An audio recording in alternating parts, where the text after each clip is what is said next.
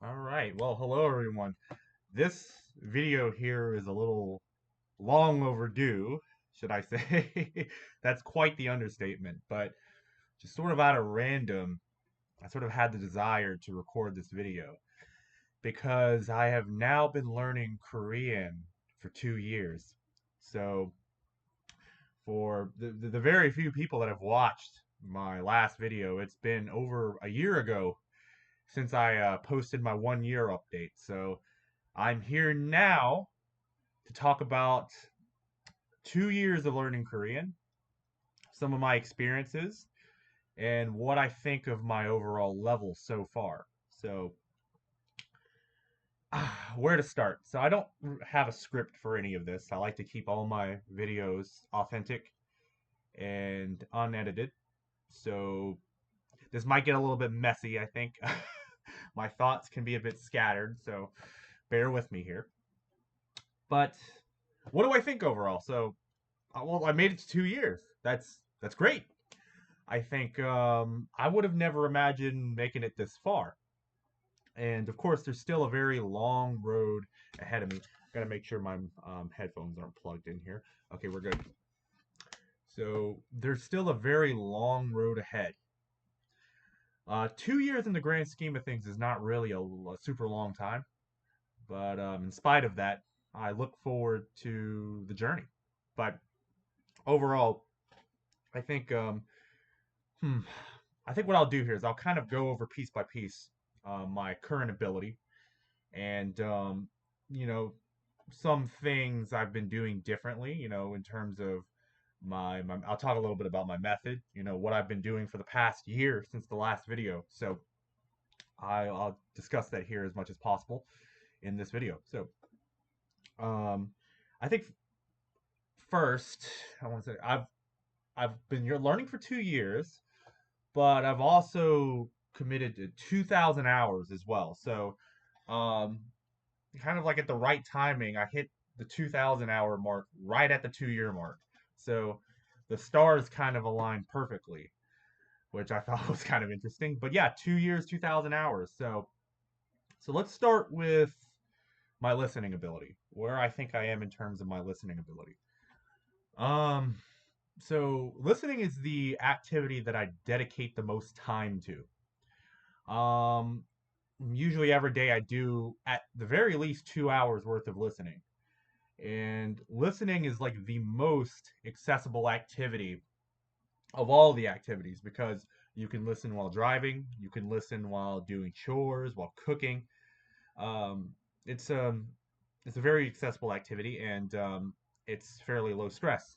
So I do it a lot, and I can commit over 2 hours a day to it. So, and on average, I'm doing around 4 hours a day of Korean. So a lot of that is like free flow listening, and I'll spend about an hour or two a day doing focused study. So, but because I've spent a lot of time listening, I that's where I've seen the most gains. Is my listening ability.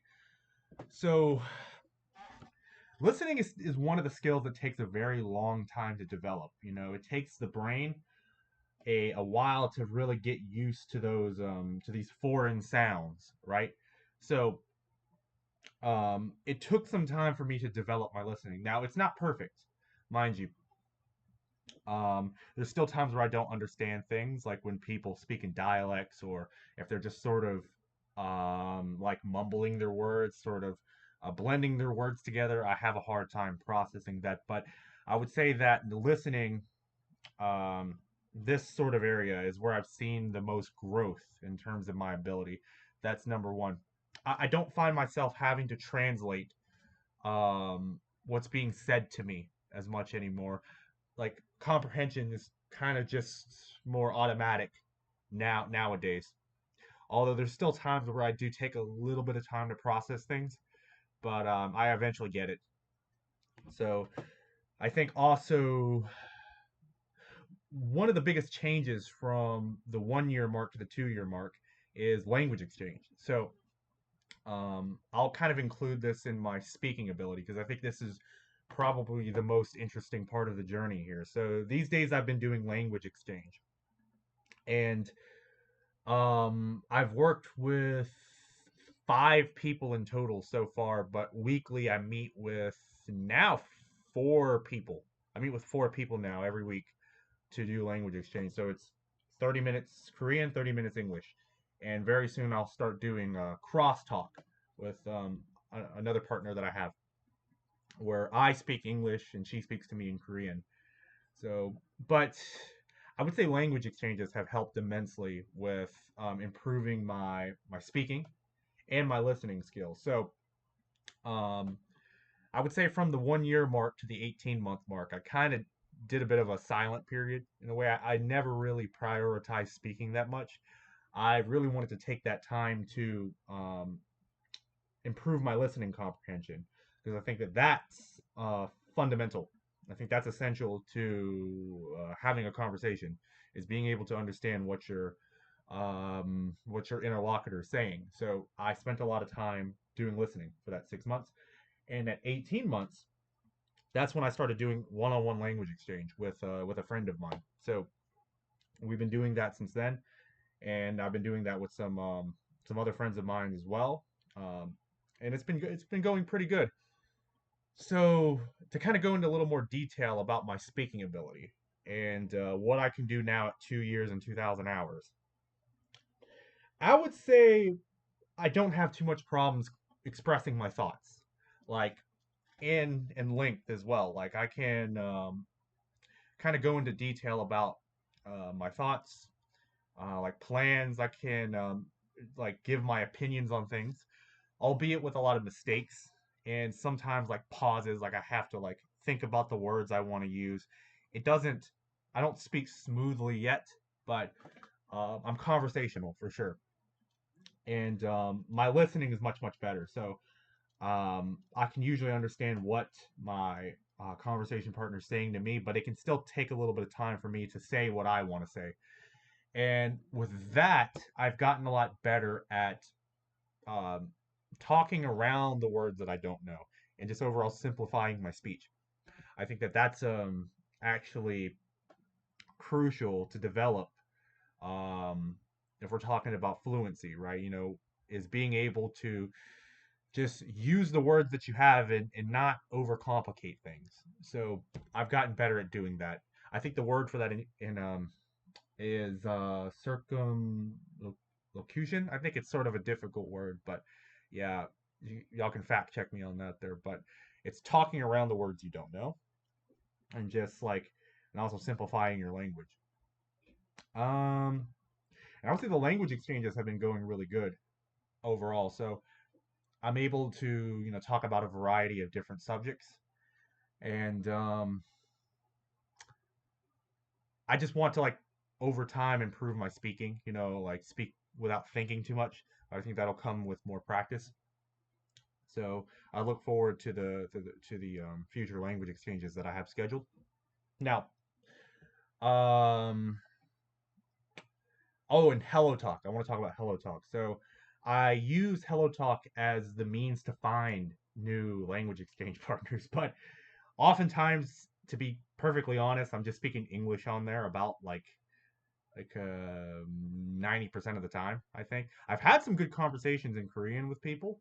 I've even had conversations with people who can't speak English when we were speaking Korean to each other. So there were some good conversations I've had. But overall, though, it's like it's very dominant on the English. So I feel very lucky to have the language exchange partners I have now. So I have that dedicated time. So now, the last thing I want to touch on when it comes to my speaking ability is tutoring. So, I've also started doing tutoring around the 18-month mark, and that's definitely helped. So, the classes that I do are 100% in Korean, and I usually pick the topic in advance because I want to expand my domain knowledge. So, I talk about stuff that I've been sort of interested in recently with my tutor, and we go over that. And he speaks at a pretty natural speed, but also he's not too difficult to understand. So I think he balances that out pretty well. You know, we talked about Yu-Gi-Oh! Munha for today's class. That's Confucianism for those who don't know. And that was very interesting. So, doing tutoring, and usually at the end of each class, I ask him to give me a report. The report's all in Korean. So, because I really prioritize getting that input. So, if there's a word in there I don't know, I look it up. And also, I ask him to send me an audio file of the report where he's reading it out all in Korean, and I'll listen to it repeatedly to for like review. So I think that that's been very, very, very helpful. And my since like the 18-month mark, I think my speaking has become a lot more automatic. I'm a lot better at conveying my thoughts than 6 months plus ago. So I'm happy with my progress. I think overall, where I'm at right now, I'm probably, if we're talking about the CFR, that scale, I'm probably like around a B1, I think, like intermediate level. So I'm not fluent by any means, but I can have conversations. And I think that's kind of the fun part to me. I like having these conversations. And I think by doing them more and getting my regular input, that'll bring me up towards B2, high intermediate. That's kind of the ultimate goal with my Korean before I learn a new language. For the record, I do want to learn Mandarin after Korean, so I want to get my Korean to a B2 level before moving on to Mandarin. So that's my plan there. And well, what other things do I have in mind? Reading. So I'll briefly talk about reading here. So um, despite me doing more listening than reading, I still think my reading ability is stronger. Like I process things much faster when I'm reading them than when I'm just hearing them. So in terms of like reading material, I like reading Naver blogs, like just about subjects of interest. And I also started reading webtoons recently. Now, webtoons are very good. I enjoy reading webtoons. Um, and I recommend that to any Korean learner because the words they use are actually kind of simple. And there's also the visual context there. So you won't get lost as easily. So it's good for any level. I highly recommend webtoons. I've been reading some of those as of lately, and I'll continue to do so. But my reading ability is okay overall. I think it's kind of where I expect it to be. Um, Let me see. So now, what I want to talk about in this video, some of the things I really want to improve on, though. So some of the things that I really struggle with. So um, a lot of this is related to ego, in my opinion. I think so. Um, I try to keep my ego in check all the time, but it really manifests like within the context of language learning. So I'm somewhat of a competitive person, and that can be an advantage and a disadvantage. I think because uh, I used to be a gamer, so that I have this sort of competitive spirit in me, and it sort of manifests into language learning as well. So, but the problem with that is I have a problem like with comparing myself to other people. So like if I'm in the presence of other like learners who are much better than me, I get a little insecure. To be honest, it's like, oh my god, they're just so good. Like, and I see this a lot on Hello Talk.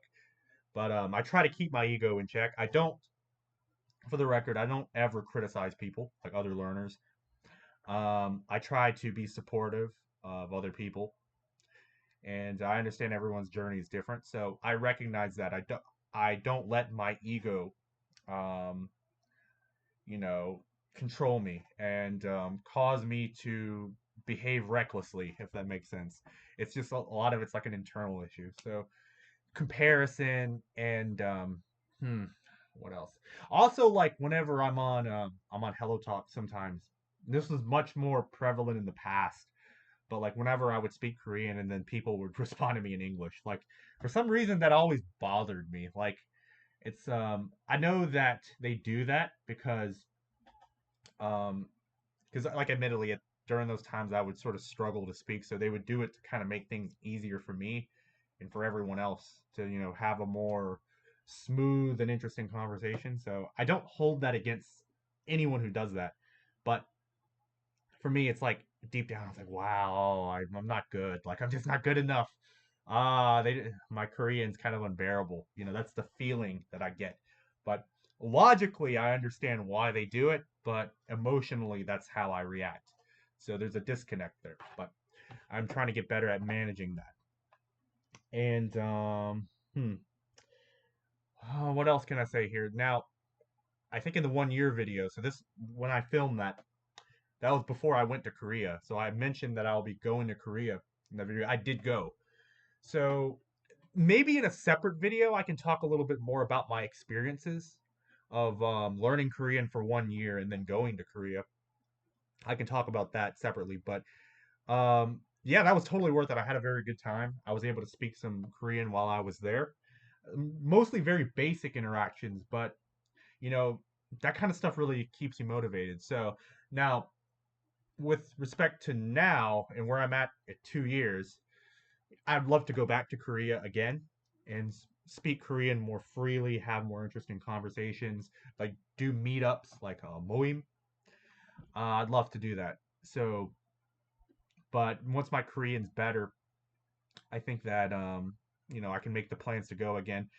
Regardless, the world, it's kind of a we're kind of living in crazy times right now, so hopefully when things get better, um I'll plan another trip there. So, yeah, hopefully. But other than that, I'm really happy about where I am at 2 years. So, I think I never really expected to get fluent by 2 years, especially at the pace at which I'm going. It's like reaching an intermediate level at 2 years is not bad. I think that, I can have a lot of fun with the language. I can have conversations. I can, um, you know, read things that I like. I can enjoy certain forms of content. Like I can listen to one thing about listening though is like I can listen to podcasts with no subtitles. I can just listen to it, understand what's going on, and just enjoy it though. Now, albeit these podcasts are mostly made for learners, so it's like Dee Dee's podcast and others like it. So I can listen to those podcasts and just enjoy them most of the time. So I think that's pretty good. So yeah, overall, I'm pretty happy with where I am. I want to improve, obviously, and I'll probably make another video at the 2.5 year mark. So in 6 months from now, I'll do another one. So I think that's kind of the direction I'll go in. I'll probably make update videos by every 6 months. I might only go up to 4 years to be honest. Like I may stop at the 4 year mark. So I guess y'all can kind of see this as like a 2 year project from here on. Um, so we'll see where I get at by the 4 year mark. But I think by that time, I hope I'm much better than I am now. But I'll do the work. I'll put in the time to get there, and hopefully it's good. So, but I'll try my best to just enjoy the journey. I think that's what's most important. So, yeah, 2 years, 2,000 hours. It's been pretty good. Hmm, what else should I say here? Now, for those of you who are watching this who are also learning Korean, who may be newer to this, who are beginners, um, I was kind of like in your position not too long ago. So, I remember that, when starting out, everything is foreign. You don't really understand much, but trust and believe, things will become more comprehensible. Um, and you will reach a point where everything just clicks, you know? So I feel like I've gotten to that point where I'm translating a lot less in my head. I can read things for enjoyment and I can have conversations. So there will come a point where you kind of hit this, what's it called? I forgot the word for it, but it's like I guess you hit critical mass. Maybe that may be the wrong way to describe it, but the compounding effect. That's what it is. Like all those hours that you put in, all those hours of input that'll just get really deeply ingrained into your brain, and it'll all just make sense at one point. Now, of course, there's still a lot for me to learn. I'm not fluent yet, but now, like Korean, my brain doesn't teach it as this weird foreign language anymore. It's just, um, it's like there. It's like part of me now, if that makes sense. So, yeah, you will reach that point very, very soon. I think. So, but anywho, what else? I think now with reading though, so I guess it's sort of important for me to go over my stats here just to kind of be more precise. So I think it's important to point some of these things out. So I'm just over 2,000 hours right now. It's barely over 2,000 hours, and my known word count. So I use Kimchi Reader to do sentence mining and to track my known words, and it's just overall a very useful tool for your immersion. So right now I'm at 5,826 known words and 3,755 seen words. So the reason why I bring this up is because I feel at around 5,000 words is kind of that, how do I say? It's sort of that point you reach where you can start reading things for enjoyment. Now it's like only about familiar topics, like slice of life and that kind of stuff. That becomes very enjoyable at around 5,000 words, I believe, in my experience. So that's something to look forward to if you're a reader and you're kind of new. So that's been my experience with reading. It does get easier, obviously, as you learn new words. So I also do Anki as well for vocabulary, but I'm not really big on Anki. I think it's effective, but I'm not like the most like hardcore user of Anki. I do about 10 words, 10, 15 words a day, 10, 15 minutes a day. That's about it. I'm a very like, I guess, casual user. It's sort of just a supplement to my immersion. But I feel like I was very scatterbrained here, so I hope y'all can sort of y'all can bear through this. But 2 years, 2,000 hours. Well, like I said earlier, I'm happy with my progress. I think it's been a good journey, and I'll do another video at 2.5 years, but also some other videos talking about my experiences because I don't want this video to go on for too long. But I'll do a separate video about some of my experiences in Korea, some experiences I've had doing language exchange, and some experiences I've had speaking Korean in real life. So y'all can stay tuned for that. For those of you who've watched this far, thank you. And yeah. Also, I may do a separate video of me speaking Korean. Just kind of talking about my journey thus far. I have no videos on here of me just speaking all in Korean, so I may do that moving forward. It's not going to be good. I'll make a lot of mistakes, and it may sound awkward at times, but I think that, that'll kind of give a picture of like my level of where I stand right now. And I want to do more videos of like me speaking only in Korean in the future as well, just for practice. But yeah, like I said, if you've watched this far, thank you. Give a like, subscribe if you want to see more. I deeply appreciate it. I kind of want to contribute to this Korean learning community. You know, I think that these types of videos are very inspiring. I enjoy watching them. I enjoy seeing my fellow learners progress as well. So I want to also contribute to the community by doing these videos. It does motivate me for sure, but I also want to motivate other people as well. I want to inspire other people. So I know I said that in the year mark, so uh, but I'll try to be more consistent this time. Yes, but thank you very much for watching. Y'all take it easy. Bye bye.